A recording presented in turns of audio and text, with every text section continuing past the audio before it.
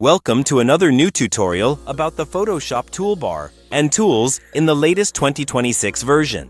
Suppose you don't have the toolbar in your Photoshop interface. So first, you have to go to the window from the menu bar. Here, you will get the Tools option downwards. You can connect or set it anywhere you want. Let's start with the Move tool from the toolbar. With the Move tool, we can move any object or subject easily. You can see here. You can also move objects after grouping layers. The next tool we will talk about is the Marquee tool from the toolbar.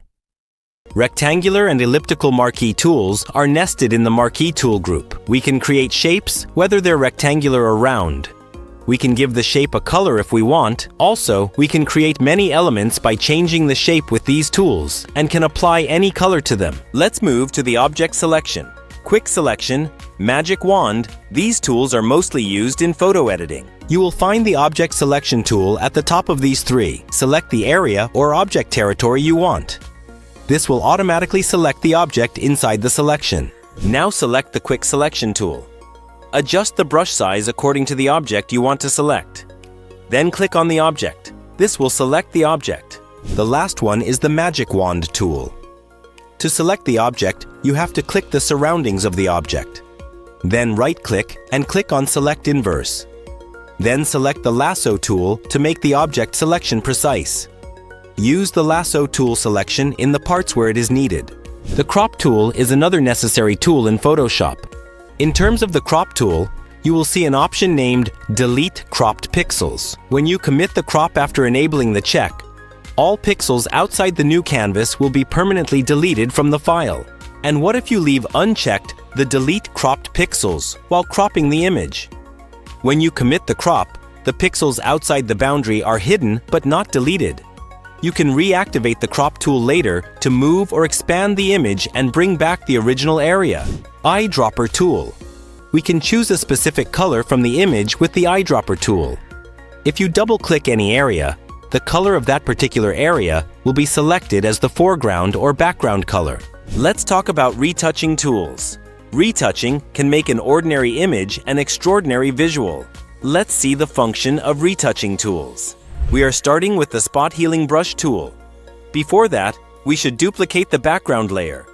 Then, I will choose the brush size and hardness. Let's apply the brush over the full object. Then, the object will be retouched or vanish. The Remove tool is used to remove any spot or object from the image. Select the object area with the brush and press Enter, and it will be removed. The Healing Brush tool is another way to retouch a photo. This tool is designed to correct imperfections by blending pixels from a source area with the area you want to fix.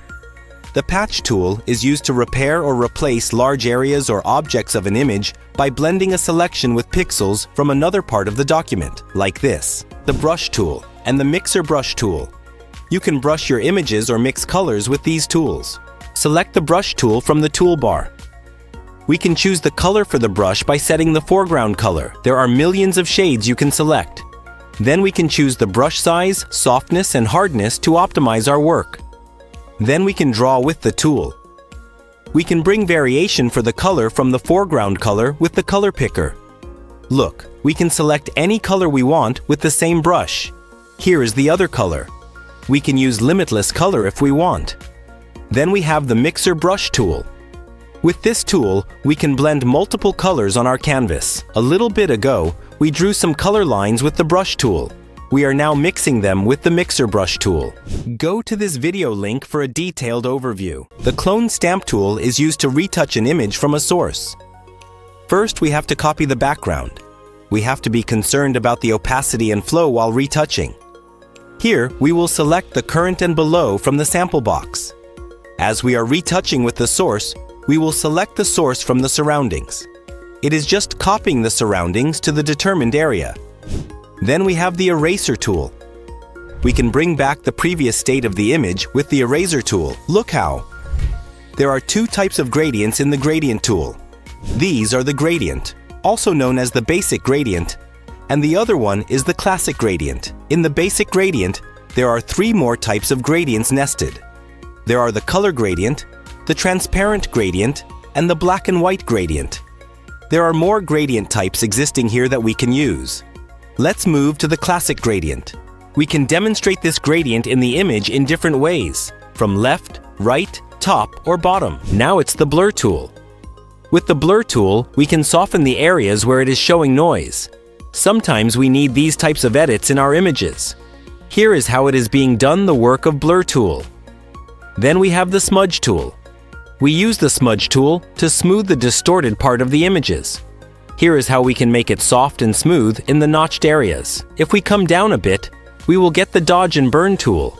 We can brighten the dark areas with the dodge tool, like I'm doing it here. And we can darken the bright areas with the burn tool. This is so easy to do. We use the dodge and burn tool to balance the dark and light of the image. If you've ever heard the name of Photoshop, obviously you have also heard about the pen tool.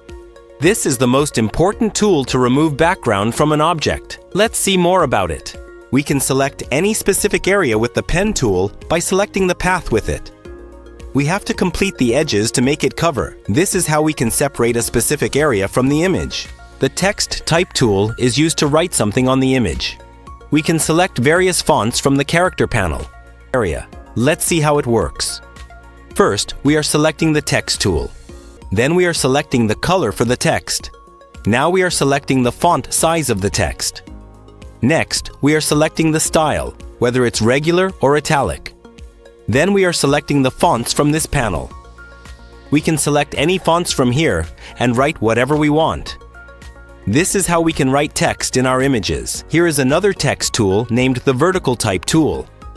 Here is how it looks. It will show you the vertical line instead of the horizontal line. Let's select the rectangular tool from the shape tool. We are creating the shape where we want to place it. Then we are changing the color from the fill here. We will get uncountable colors that we can use to fill the shape. Then we are having the ellipse tool from the shape tool. This is a circular selection we can make. Then, in the same way, we can fill any color into the selected shape. Then we can give a stroke below the fill option. We also can make the stroke colorful. After that, we have the hand tool. We can use the tool to move the image around the Photoshop interface. I'm moving it from here to there. We got the zoom tool. This is to zoom in on the image. If we click the cursor on a specific area of the image, it will make that area zoomed in. Here are all the tools in one frame. You have to use these in various editing cases. If you enjoyed this video, like and subscribe to the channel for more necessary Photoshop tips and editing. See you in the next video.